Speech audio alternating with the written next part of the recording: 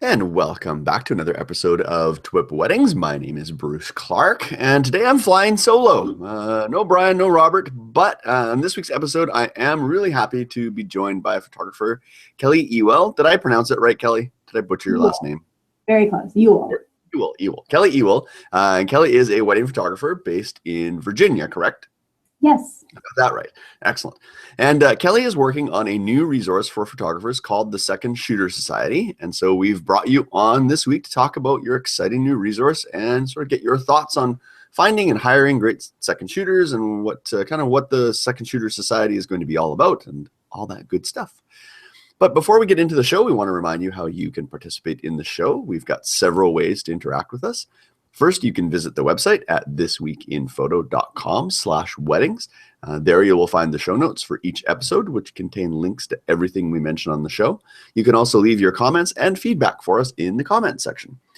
If you have a question or if you'd like to suggest a topic we could cover on a future episode, you can also email us.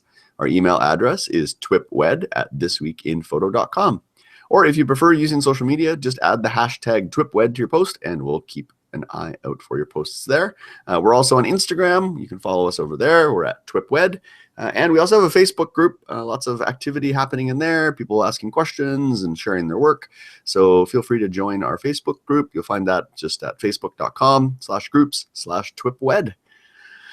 And without further ado, let's jump into the show. So as I mentioned kind of at the top of the show, we've got Kelly here today. And Kelly is a wedding photographer from Virginia, and I'm going to give Kelly a chance to tell us a little bit about her story. But Kelly's working on a brand new resource for photographers. It's called the Second Shooter Society. And I borrowed this from the website, Kelly. I hope you don't mind. This is kind of a description of the Second Shooter Society. And the Second Shooter Society was created to be the leading resource for growing wedding photographers to find support, education, and opportunities as interns, assistants, associates, and second shooters. And we are very happy to have you here today to tell us more about it. So welcome to TWiP Weddings. Thank you. Thank you so much for having me. Excited to be here.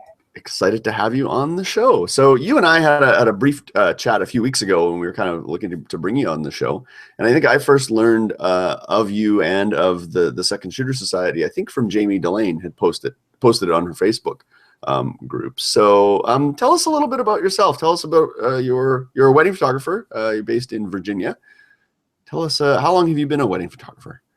Yeah, so I am in Virginia, Northern Virginia, just outside Washington, D.C., and I moved here after college, where I was actually a business major. So I didn't begin my career in photography. I began it in TV production. Okay. My first job was with the company that owns Disney on Ice and Ringling Brothers Circus. And so my dad thought it was really funny to tell all of his friends that I ran away and joined the circus.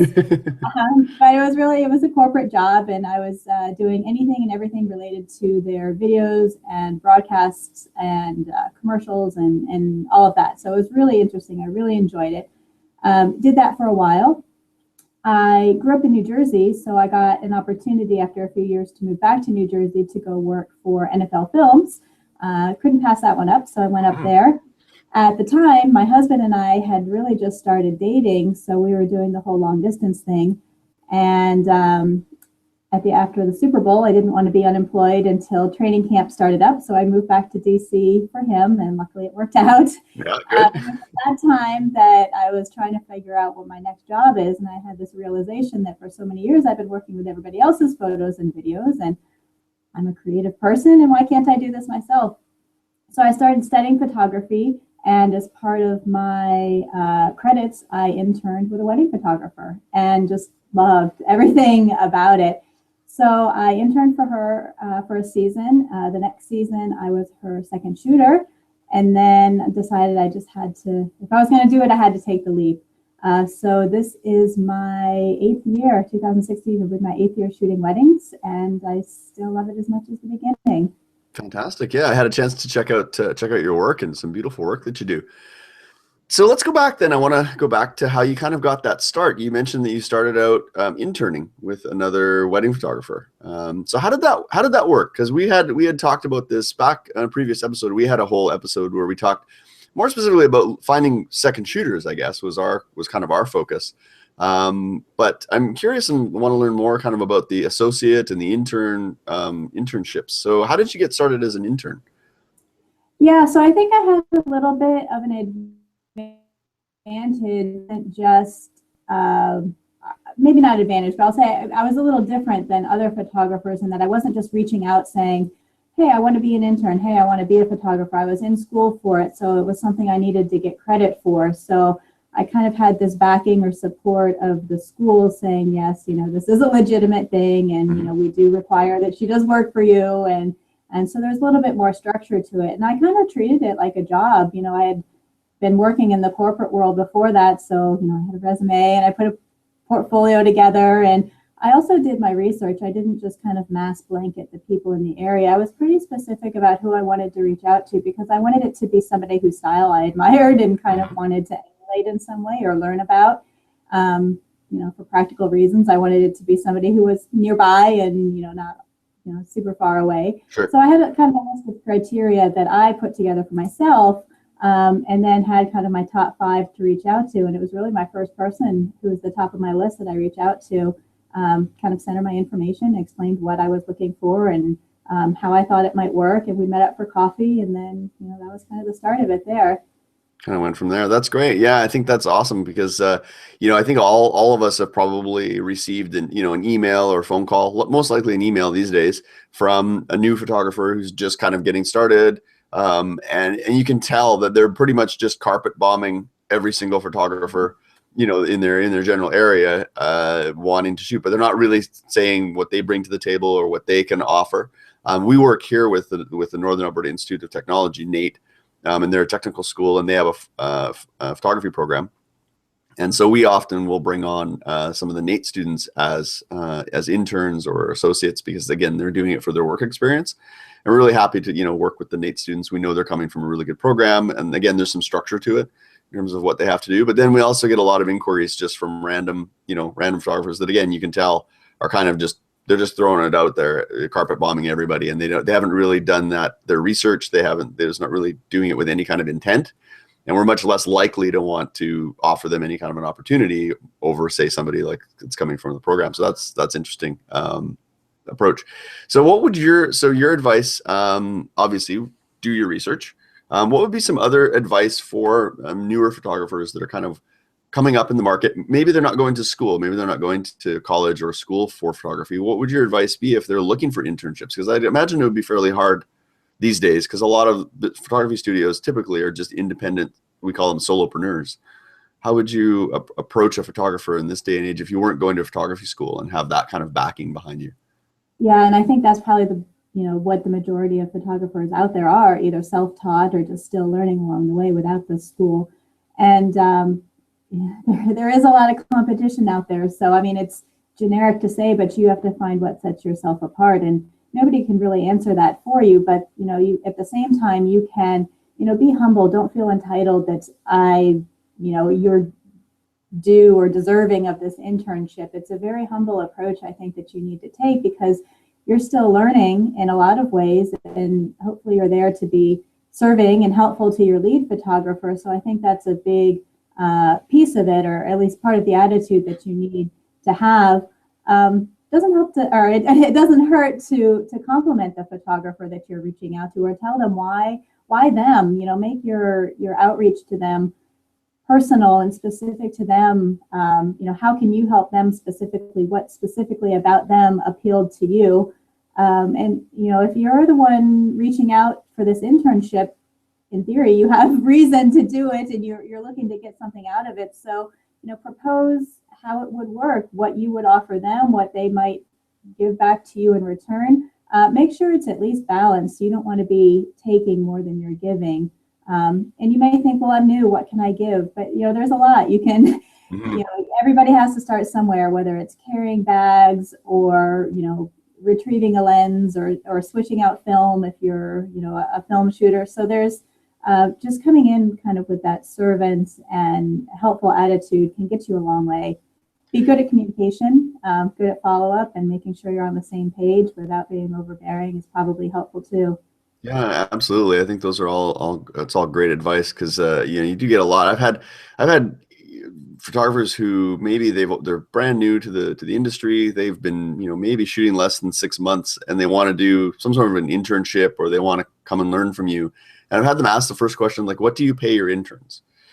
That's kind of the first question. It's, you know, sort of, you have to give pause there and sort of say, well, wait a minute, if you're wanting to intern, the payment is going to be the experience and the education that you're going to receive, essentially. So that's maybe that might not be the best approach to come at a photographer and right away ask them, like, how much do you pay your interns? As kind of as the lead in, as the first kind of introduction to them, right? Right. And it's like any job interview. If you were going into the corporate world, you wouldn't lead off with how much are you going to pay me? You know, and I think there's some laws in the US that are either changing or coming out more now that interns, you know, can't really work for free. There has to be some kind of compensation. It could be school credit, but, you know, a lot of people just do want to volunteer and they don't want that pay because they are in it for the experience. So if you're coming in it with your first question is, how much are you going to pay me? Well, a lead photographer might start to wonder, well, what are you really in this for?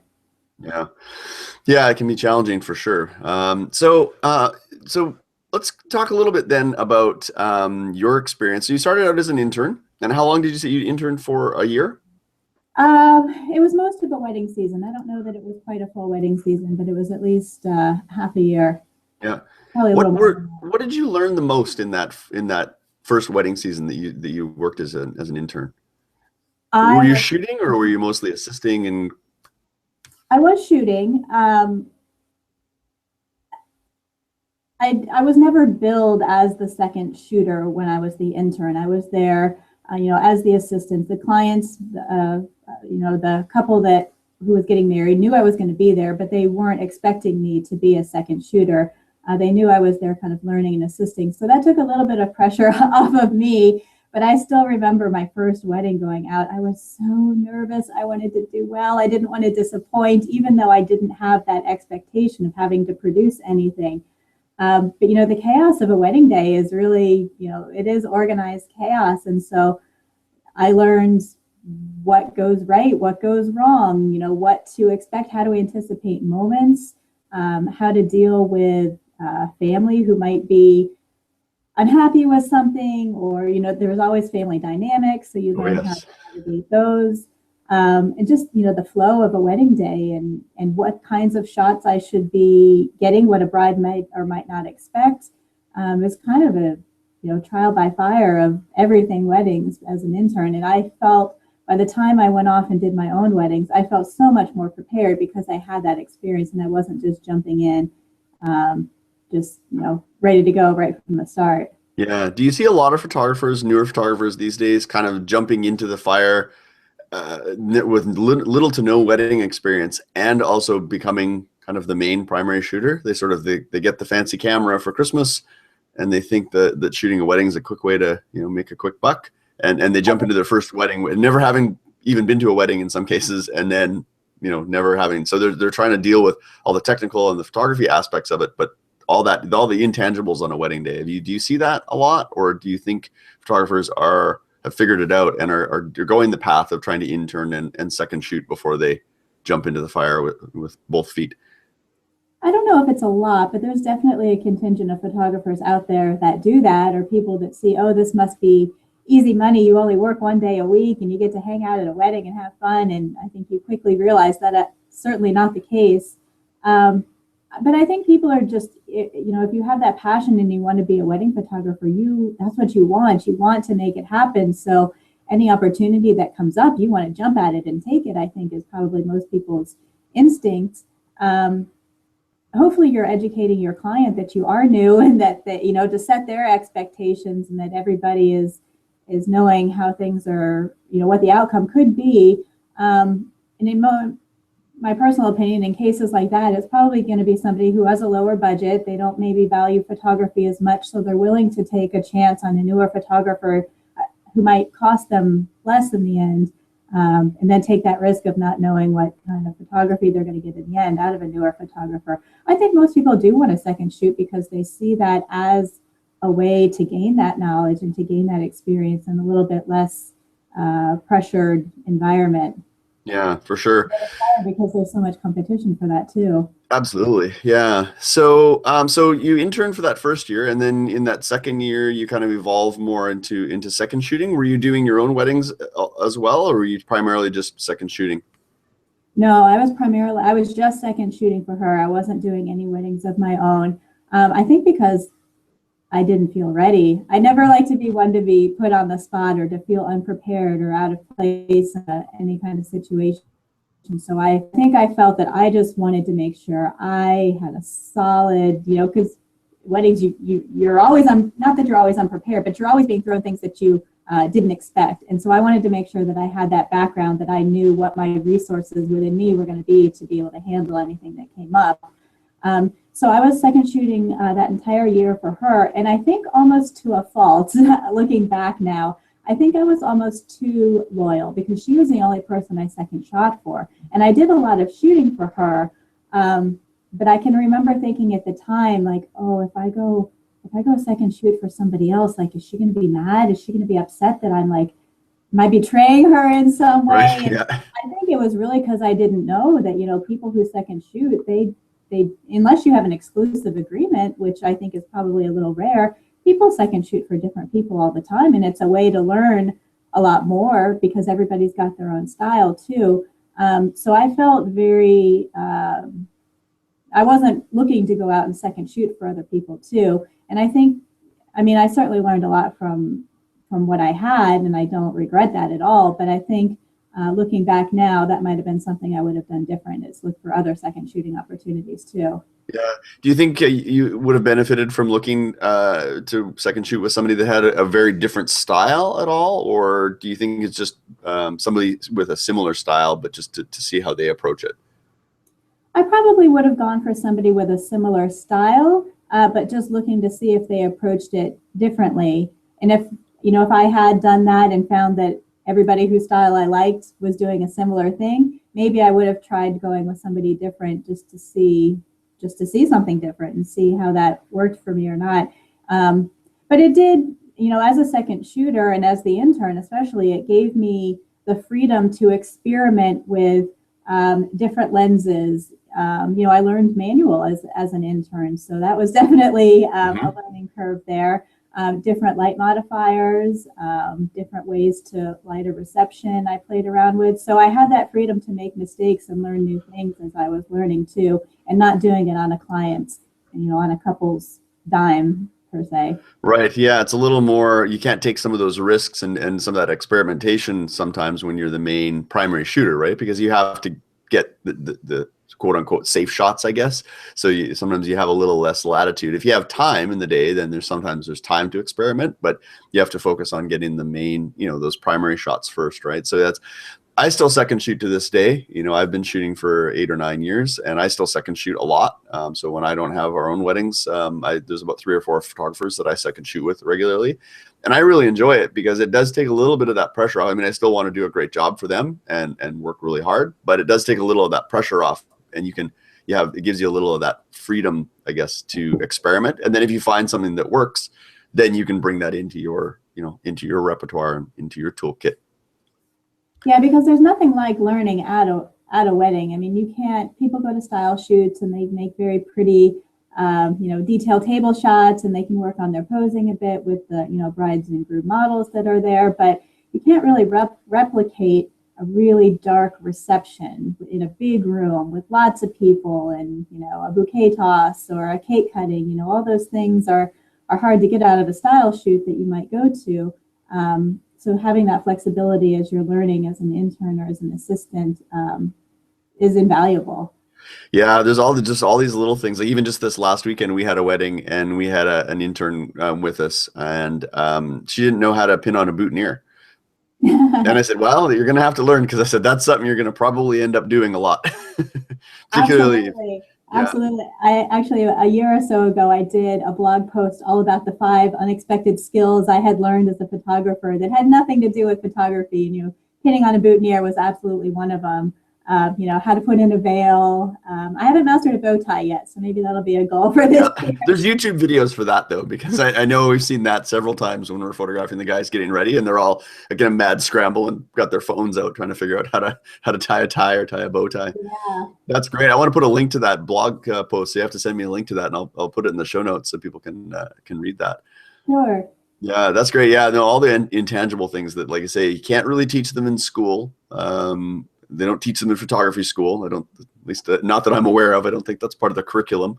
It's how to pin a boutonniere or put a veil in, but it's an important part of the day. Like I think a lot of our couples, when we work with them, unless they're working with a planner, but even the planner is not necessarily with them every moment of the day. Usually the planner is there maybe a little in the morning, and then they're off maybe to the venue to get stuff rolling. Typically, we're the only resource that's with them throughout the entire day, and probably have the most wedding experience of anybody that's going to be with the couple. So if something goes off the rails or goes sideways, typically they're going to look to us to help them get out of that pinch. Have you experienced that before? And can you give me an example of something you've run across that you've had to kind of step in and be the, I guess, the wedding planner or the wedding coordinator? Right. Yeah. It happens, not often, but, anytime it happens is more than you want it to, because of course you want your couples to have the most perfect day ever, but without a doubt, something, even if it's a little thing, is going to go wrong. I keep with me now, I call it my emergency kit, and I've got all sorts of things in there, from scissors and sewing kit and bug spray and sunscreen and, all the little things that a planner probably keeps with them too. But like you said, a planner's not often around. And I had one bride a few years ago. She was the nicest bride, sweetest, most laid back bride. And we were doing portraits of the bride and groom before the ceremony. And she just leaned down to put her bouquet on the ground, and the zipper in the back of her dress just popped. Oh, no. And I felt so bad for her. But that was just the trigger, that I think she was just so nervous for her day, and she just kind of burst into tears. And, at that point, all bets were off. There were no more photos of the two of them being taken. So we had to buzz her maid of honor to come over. And it was a hotel wedding, so we had to try and contact the concierge. Did they have a sewing kit? My stuff was not anywhere near us at the time, because we were out, kind of walking around through this neighborhood section. So we had to get her back to the hotel and sew up the dress, which took a lot longer than, expected. So they kind of missed their cocktail hour too. But, oh, geez. So it's all those things you have to be prepared for. I'm not a seamstress, but I need to know how to sew up a dress now. Yeah. Expect the unexpected. Kind of like if you watch Big Brother, it's expect the unexpected, right? Absolutely. So anything that will or can go wrong will go wrong. Is that the other saying? I mean, you hope again that nothing ever goes wrong, but inevitably you're gonna, over your years, you're gonna encounter something. Something's gonna happen, and you're probably gonna be the one that they look to, most likely, just because based on our experience, right? So I think that's those intangible things that we learn as wedding photographers are so valuable and so important. So I think as an intern or as a second shooter, those are things that you should be observing, and that's where you learn that stuff, I think, is just by doing. So the more you can kind of do that, the better, I think, equipped you'll be for for weddings of your own when you get into that. So you had some, a few years under your belt of interning and second shooting, and then you decided to take the chance and kind of dive in with both feet and shoot your own wedding. How was that? How was shooting your own first wedding by yourself? Do you remember your first wedding by yourself? And were you by yourself? I was by myself. Yeah, I didn't have a second shooter for many of the first weddings I did. And I'm trying to think of the very first wedding, and sadly I can't remember it, but I do remember. It was the first year. It was a short wedding. It was a couple who only wanted me for 4 hours. I was fine with that because they wanted to hire me. So it was at a darling little place, but there was a hurricane forecast to come through that weekend. Lovely. And it was going to start that afternoon. So the bride called me the day before and asked if I was flexible. Could we move the wedding up from the afternoon and evening to first thing in the morning? And when couples book me, I just block off the entire day for them, whether, typically it's 8-9 hours or so that I'm working, but I really just block off the entire day for them, so I'm not caught up in anything else. And so I was flexible, and we moved the wedding up, and some of her vendors weren't flexible to do that. So I know that in the end, she was very appreciative for anybody who was able to accommodate this need, because a hurricane did come through, later that weekend. So that was something to learn quickly as a new shooter. Yeah, dealing with weather and what to do when it rains or Mother Nature doesn't cooperate. Because again, most times you can tell your client and pre-warn them and say you should have a backup plan, but inevitably I find that they don't. They never listen to that advice, and it comes to the wedding day, and then they look to you, and you're kind of on the spot for that, right? So again, being prepared and having a backup plan, all those kinds of good things are, important things to be aware of, right? Yeah, and when I meet with couples before they book me, sometimes they'll ask me, "Have you ever worked at my venue before?" And I mean, I know how I answer that question, but I never know if the couple is somebody who's been to your venue because they're familiar with it, or it's not a big deal to you and you don't care. So I always tell couples that, around here in Northern Virginia, there's so many options. I could be at a park or a monument or a restaurant or a ballroom or a mansion or a winery or whatever it is. There's so many different types of venues around here. And I love that. I think that's great because I don't feel like I'm taking the same pictures for the same, for a different couple from weekend to weekend. So right, you're not in the same hotel ballroom. Yeah. Right. So to me, it kind of fuels my creativity. But if I get a sense that I feel like a couple is nervous about that, I will always say, even if I haven't been to your venue before, if I've not shot a wedding there, I never show up to your wedding unprepared or having not been there. If I've not been there before, I'll go out in advance and I'll scout out, here's where your ceremony will be, here's your reception, here's 3 different options of where we can take photos indoors and outdoors so that if it does rain, if there is whatever kind of weather and we can't go outside in the gardens, if that's where she wanted, I'm not wasting time saying, oh, you know what, hang tight for like 10 minutes. Let me look around. I'll be right back.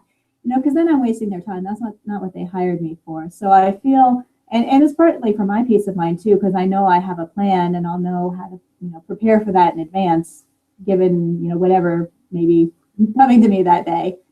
Yeah. So you mentioned the first few weddings that you did as the solo shooter, you didn't have a second shooter. Do you have a second shooter that you work with regularly, or does it depend on the wedding, or? I have a few that I pull from, and again, I always tell my clients I'm very particular about my second shooters because the way I work is as many options are a la carte when they book me. So most of my bookings do have a second shooter, but there's the option not to have one. And so I always talk about why it's good and, the value of having one. And I also stress that I know you're making an investment in having a second shooter. And so here's why, or here's how I value that back to you. And I tell them that I don't consider a second shooter, somebody who should be learning. To me, that's an intern or assistant. And I may bring somebody like that along and I would let them know if I do. But a second shooter is somebody who's really an extension of me. They're not another lead photographer, but they're somebody who, if something happened to me, would be able to carry on the day in the same professionalism and skill and style and everything that I would want out of myself. And so I give some examples of the types of people that I've worked with in the past. For example, I will tell them, one second shooter is, they're all wedding photographers in their own right, but for whatever reason, they're not running their own businesses at the moment. One was a military mom. She knows that she and her husband and her family have moved to DC just for 2 or 3 years, and then she's moving back to where, their home state. So she didn't want to go through the hassle of setting up a business and trying to get clients when she knows she's here temporarily, but she still wants to shoot and keep active and, and all of that. Somebody else is a lawyer during the day. It's a conflict of interest for her to run her own business. She deals with kind of dry tax law. So wedding photography is her creative outlet, and that's what she does on the weekends. Somebody else, just had her 3rd baby in, 4 or 5 years. So she's very busy at home, doesn't have time to run a business. But again, she wants to get out of the house and keep shooting and keep active for when she can restart her business. So those are the types of people, I meet through networking and just, knowing the community. And so I'm very particular about picking people who are very skilled at what they do. Excellent. Yeah, no, that's great. And I like the way that you kind of position them to your clients as well, rather than it's just kind of then it's not just some random person, at least random to the client, on the wedding day, right? You kind of prepared them. Again, setting those expectations. We've had that discussion many times about setting expectations for everything. And it's so critical to avoiding any kind of problems or issues, right? Is setting those proper expectations when it comes to the second shooter, because again, they are a representation of you and your brand, right? So you want to make sure that the person you're bringing in is going to be, representative of your brand, but also, going to work with the couple and be a good fit as well, right? Yeah, and one of the things that I also talk to my couple about is I don't get asked the question very often, but every once in a while somebody will say, well, can I see your second shooter's portfolio, or can I see their work, and can I pick out which one you use?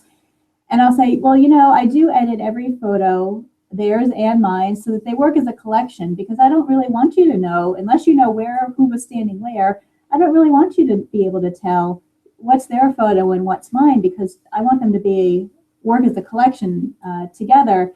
And if you're able to see a distinction of style, then maybe I'm not picking the right second shooter to properly, represent, and carry out my style too.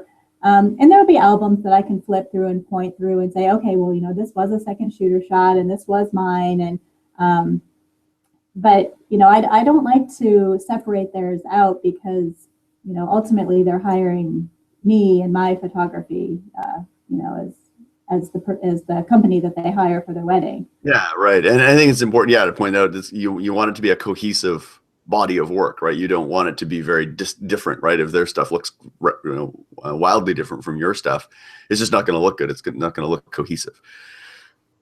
So tell me then about the impetus for the Second Shooter Society. So you've been shooting now, as the main shooter, and you've had your own business now for several years. And so you had this idea. When did the idea for the Second Shooter Society come about?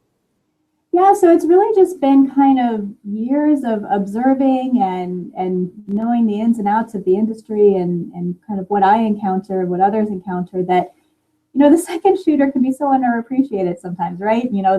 They're kind of pushed to the side. They're not emails aren't responded to if somebody's reaching out. So sometimes you can feel very unwelcome. If you're a newer photographer, you just don't even know where to start. If you're a lead photographer looking to hire a second, maybe you can ask your friends. Maybe they will or won't share who they work with. Are your regular people going to be available all the time? You can go to Facebook. I think that's what a lot of people do, all these Facebook groups, and post to 8 of them, and then you get 80 responses, and then you have to go back to each person who responds and look at their website and learn more about them. So there's no really efficient way of going about to make these connections and to kind of honor may not be the wrong word, but promote and help a second shooter, and help an upcoming photographer get a leg up and get their start if they really have that passion. I've been working on what are the core values of the Second Shooter Society. We believe that everybody deserves an opportunity, but you have to put in the hard work too. So those two kind of go hand in hand. And if somebody has that passion, is going to willing to make the work and come at it with the right perspective, then they're going to have a lot better opportunity to be successful in the market or in the industry. So the Second Shooter Society is really going to have two components. On one side, as we said, we feel like education is very important to everybody, but especially the newer photographers. So we're going to have a lot of online free education to people. Reaching out to some of the voices that people know and respect within the industry, but there's so many other people who are equally as talented and knowledgeable that maybe just haven't found a way to get started with giving out what they know. So we're going to have a lot of variety in that. The hopes down the road can expand into some webinars. We'll have an online store with templates and guides and things like that. We sent out a survey recently of what people would be interested in having, and gosh, I put out so many options, and there was really not a lot of distinction. Everybody kind of wanted to see a little bit of everything. So there was some interest in putting together like a conference or a workshop, and that is not something that is in our immediate plans, but perhaps down the road. But then the other side of it is making those job connections and having a centralized, easy to use, updated, robust database of photographers where lead photographers can go and either proactively go out and post a job and say, this is my job, where it is, when it is, what my pay is, what I'm looking for, and have people respond to them. Then they'll immediately be able to just click through the database, see everybody's profile, some of their portfolio gallery. So it'll be a lot easier to use and have it all as a centralized resource. Or you can just sort through the database and see who you find and reach out to and find your match that way too. Oh, interesting. Okay, so sort of like Tinder for second photographers? Swipe right, swipe left. Yeah. I've heard about it, but I've never been on Tinder.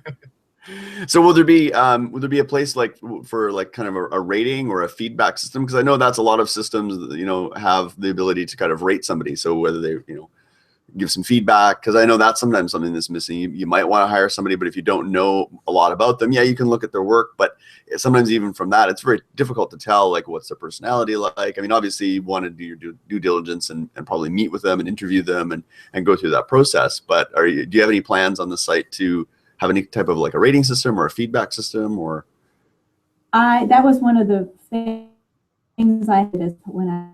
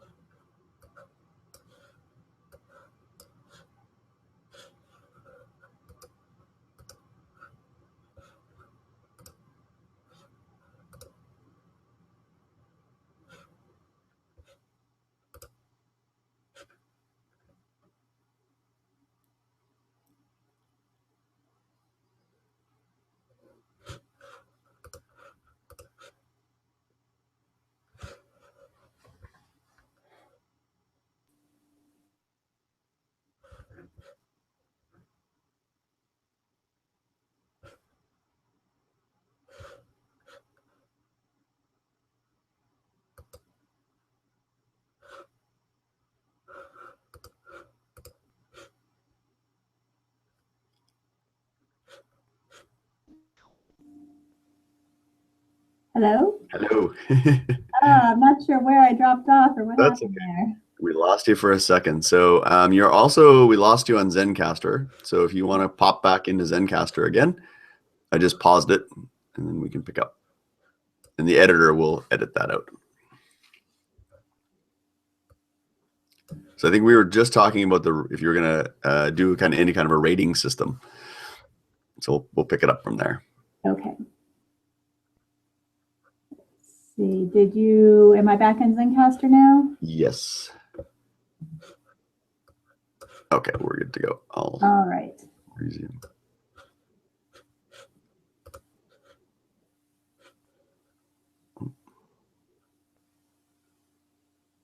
Oh, hang on. What did it do? Hang on. I need to go back because I think it stopped the recording on Zencaster. Let me go back and see if I can continue it.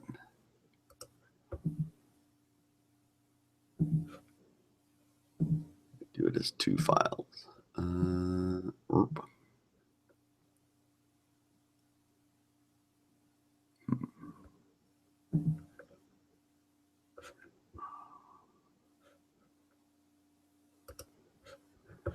to have to do this as a 37A.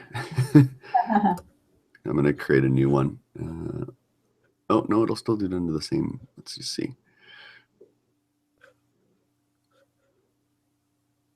Okay, it should be prompting you for microphone access again. If you go back to Zencaster. There we go. And it's got your correct microphone. Is that working now? Yeah, it looks like it's working now. Okay, I'll start recording on that again. So it'll just do it's going to do another recording here. Okay, so we're back again. So are you planning to have any type of like a rating system or a feedback system on the site so people can kind of go through and see how other people kind of reviewed or rated the photographers? I hope to. When I sat down and put together all the features and ideas that I wanted to put into our website, that was definitely on the list. As I've gotten into it, funny enough, I have had legal counsel say I shouldn't do it because it's a legal issue. If it's not policed right, we could come into some libel issues, slander, I always mix up those two. But anyway, there are some legal issues that I've been advised not to have a rating system or But I love the idea of a feedback system, or your page has been viewed so many times. So our first, when we fully launched the website this spring, that component might not be part of it, but I'm hoping that we can find a way to incorporate that somehow. Yeah, maybe some type of like a reference system where they can list here's other photographers that I have worked with, and then they Right. can kind Yeah. of make it easier to connect with those and say, okay, I see that you worked with photographer X. I can contact photographer X and ask them for a little feedback. Yeah, so that is different than a review or a rating system. So something like that is actually probably what we're going to end up doing. Yeah, no, that sounds great. So what have you seen? I'm sure you've kind of surveyed the landscape a little bit out there in deciding to set up this group. What have you seen? Is there anything else out there right now besides the things you mentioned, like the Facebook groups and things like that? Are there what resources currently exist for, for those that maybe want to go the route of being like an associate or a second shooter and maybe aren't interested in starting their own businesses? Have you seen much out there for photographers along that path, or is a lot of it geared towards solopreneurs that want to start their own photography business? Yeah, so as I was doing my research for this, there are a few sites out there that are similar. Some of them are not designed well, in my opinion. Some of them are just not very robust and don't have a good selection of available photographers as part of it. So there's kind of some things that I've seen lacking that I obviously want to remedy with this. And none of the sites that I've seen out there that do this have any kind of educational component. So I think that's one of the things that's going to make the Second Shooter Society quite different from anything. But unfortunately, I think a lot of it right now, I mean, obviously there's a lot of educational sites out there, but if you really want to make those connections and get started in with somebody, it's hard. It's a lot of who you know or who you meet. So, you can go to a meetup or some networking groups, and hope that you find somebody who you connect with and strike up a conversation. But also don't discount people who are in the same boat as you. As if you have somebody else who's new, who don't think that that's not valuable too, because as you are growing together, you're each going to make different connections and experience different things that you can share those experiences. It's almost like a little business buddy. So many of us are solo business owners that it gets a little solitary and a little lonely as you're sitting in your office the whole time. So it's good to have somebody to bounce ideas off of. If it might, as you start to grow and you have some referrals that you can hand out to them, and they can hopefully return the favor to you. And so it's not always somebody who is established and who has made it, and whatever that means to people, yeah. But it's anybody in the other vendors that you make connections with can help refer you too. Yeah, and they're running businesses just like we are, right? So there's a lot of the business side of things, whether you're doing photography or whether you're a planner or whether you're doing some other, like designing invitations or a florist. There's all the business aspects of it, I think, are very, very similar. There's a lot of crossover between, there's a lot of similarities from business to business, right? We're still dealing with business. So I see a lot of that with, we've got local colleges, but also just local schools here. And I teach at one of the local photography schools. And you do see a lot of those friendships kind of form, between two newer photographers maybe that are starting out, and they just kind of connect and they kind of support each other along the way. So I think that's a great, a great point. Kind of doesn't necessarily have to be somebody established, because sometimes the challenge with established photographers is sometimes they're a little reluctant to train their competition. There is that element, right? That they don't want to necessarily reveal all their all their tricks and secrets, because in a way they're kind of training their competition. So sometimes there's less, I guess, a fear of that if you're both kind of starting out and helping yourself. Now there's the other side of it as well. Maybe you're teaching each other the wrong ways to do it too. So it's kind of a catch-22 there. But I think definitely I've seen a lot of that with a lot of photographers, where they kind of just find somebody that they connect with, and they both kind of, they're running their own separate businesses, but they kind of build their businesses together, if that makes any kind of sense. Yeah, and there's actually in my local area here, I know of a couple of photographers. This is maybe a year or so ago, but they were both newer, but they both were almost scared to make the jump into doing different things sometimes. Like there was a workshop they both wanted to go to, but separately they both felt, I don't know if I'm good. Like, am I good enough to even go to workshops? Like, I don't want to be the dumbest person in the room. I don't want to, how do I know that I'm even good enough to like go talk to these, big photographers and learn from them? I think I need to learn more before I even go to a workshop. which is a little counterintuitive. But they both, when they talk to each other, felt like, okay, well, if you go, I'll go. We'll at least have a partner in crime. And, that was great for them because they're getting out there and getting educated. And it was a good workshop that they went to. And so I think without having that, that friend to go with, they might have missed out on an opportunity otherwise. Yeah, I know they're trying to do something like that at, I think at WPPI this year. I talked to Jason Group, and they're trying to do something along those lines where you can kind of like, if you don't, because there are people that go that maybe don't know anybody else that's going, and they might be a little intimidated.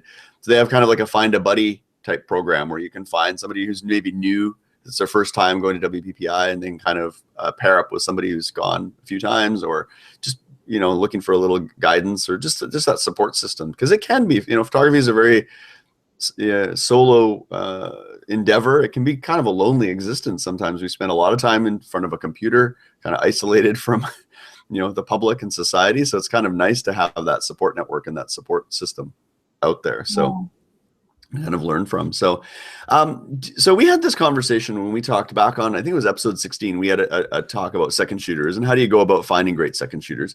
Do you think that in this market, in this kind of current economy and day and age, do you think being a full-time second shooter is a viable career option?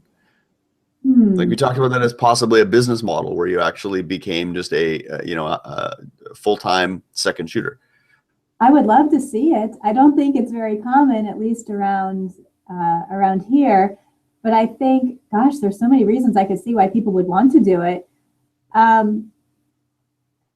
Let's have to be a business model, and like you said, to be a full-time job, you'd obviously be having to make a comparable or a livable salary, which either you'd have to be second shooting a lot, or really establish yourself. This is what I do, and specialize in it and just own it.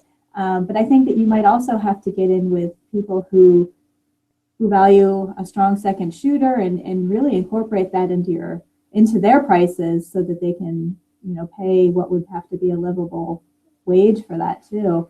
And I guess it would depend, are you just shooting and being done with it? Are you editing and culling? Or a lot of times second shooters aren't tasked with that, but something to think about too. I think it would be a really interesting idea.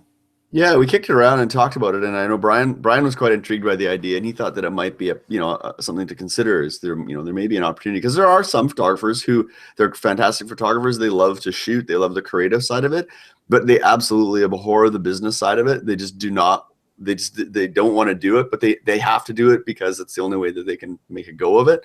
But so you brought up that idea of maybe there's an opportunity for a second shooter to become more like a hired gun. That's what they do. That's their business model, and that's all that they do is second shoot. Yeah, you'd almost have to be the luxury market of second shooters for that, I would think. Yes, yeah. The Cadillac of look into, right? BMW of second shooters for sure. So. Well, that's great. So where are things at today? We're recording this kind of in March. This will go out in a little while. But where are things at today? And where do you see, what can you see right now if we go to the Second Shooter Society? And where will we be in a few months? Or what's kind of your timelines for the Second Shooter Society? Yeah, so we announced that the Second Shooter Society was coming soon, probably about a month ago. If you were to go to thesecondshootersociety.com right now, we do have our landing page. There's an ebook that you can sign up for. It's called The Best Advice I've Ever Received. And so in the beginning, there's a little bit about what the Second Shooter Society is, who we're for, what our goals and mission is. And then it gets into, there's 10 different photographers talking about the best advice they've ever received. Some of it's practical, some of it is kind of theoretical, some of it's business, some of it's shooting. There's a little bit of everything. None of the 10 talk about the same thing. Well, that was great. It was like a potluck, right? Nobody bring dessert to the potluck, so that was. Yeah, and it's I did something that was a little scary for me, and I reached out to a lot of the photographers that I look up to over the years and people that other people follow. So there's advice from Mary Morantz, Melissa Jill, Jasmine Starr, Caitlin James, Caroline Logan, Amy and Jordan Demos. Gosh, I'm so bad that I'm not going to remember everybody's name, and I'm sorry. I think Jamie's in there. You're in there. You give some advice. Jamie Delane is in there, yes. Abby Grace is in there. So there's a lot of good stuff, a lot of good content. So yeah, if you were to go to the Second Shooter website, Second Shooter Society website now, free download, free ebook for you to get there. Our plan is to launch the full site. We are diligently working every day on getting things up and running. The plan is to launch the website in springtime. My goal is for April. Excellent. So that may be out by the time this show goes out, because we're recording this a little bit in advance. So the site may already be up, fully live functioning by the time this show goes out, but we won't hold you to that. We won't hold you to that. Yeah. But no, there's a lot of great advice in the ebook, and I'm so happy the way it turned out. Yeah, that's fantastic. And where do you see the future going for the Second Shooter Society? Obviously, you want to get the site launched and get that off the ground, and then just continue to build it out and add more great resources and education. Can you give us an idea of what you're planning in terms of around the education or resources? Do you have? Yes. So when we launch, our blog will be our main source of the most updated ongoing, and we hope to post educational content 3 days a week. When we launch, we will have a couple of posts already up there, kind of preloaded for people to go through. And one of the posts is actually going to be from Sarah Bradshaw, who has done a workshop in the past all about second shooting. And so the post that she's going to be talking about is, you might expect to find a post around the web of, what makes a good second shooter, but she's kind of flipped it around, and her post is going to be about what makes a good lead photographer, what makes somebody a good person to second shoot for, what makes them somebody who's going to be a good fit for you, and kind of the questions that you should be asking yourself as you're going out and looking at different opportunities. So I thought it was a really interesting spin on that. So yeah, the blog is going to come out probably 3 times a week. When we come out, the store will also have some content. Every month we'll be adding new things. There'll be a couple free downloads when we launch, just to get people interested in what might be there. So those are going to be where we launch. We hope to do some webinars throughout the year with specific photographers in the industry, on more in depth on specific topics that you might need to see visually to kind of understand more. That's fantastic. That's excellent. And is the goal of the site to be like kind of a free resource, but there'll be some stuff available for purchase type of idea, or will it be a subscription model, or is that still all in the works? It's a little bit of both. It's a membership site, so to be part of the database and the job connections, that will be a member benefit. Obviously, a blog is available to anybody, so that's a free resource to any photographer, whether you're a member or not. The store, I haven't quite worked out if it's going to be a members only benefit. If it's open to everybody, the members would certainly get discounted rates. One of the things I'm looking and doing once the site is all up and running and we get those logistics out is to start adding some more membership benefits, perhaps discounted rates with different partners in the industry, different services and vendors that as a photographer you might want to have a need for or use in your business. And so hopefully we can form some partnerships and get that going for members as well. Excellent. So exciting stuff on the way. Perfect. So once again, if people want to learn more, they can go to the secondshootersociety.com. Yes, that's the website.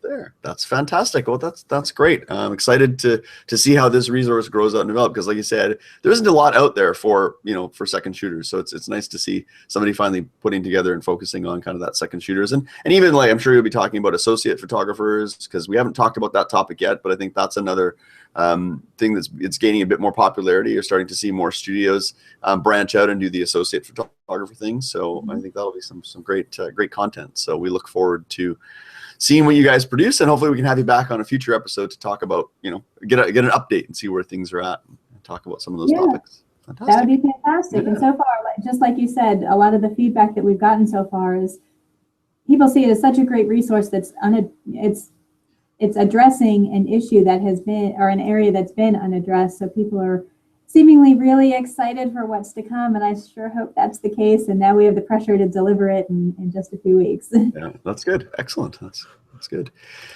Okay, well, normally at this stage of the show, we'd answer a listener question, and we have a listener question this week. But both Kelly and I took a look at it, and we were like, I don't know if we know an answer for this one. So we're gonna put this off to another episode. Maybe when Robert or Brian are back, they might have an answer to this.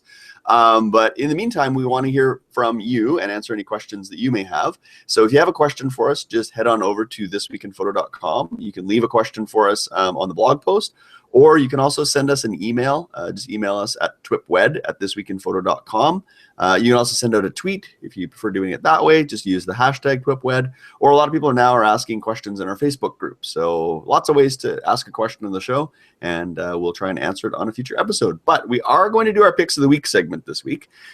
So each episode, we will share a photography-related item that we think would benefit wedding photographers. Our picks can be anything as long as they're somehow related to photography or the business thereof. And Kelly, you have an excellent pick for us this week, one that I had not heard of before. So what is your pick of the week? So my pick this week is an app.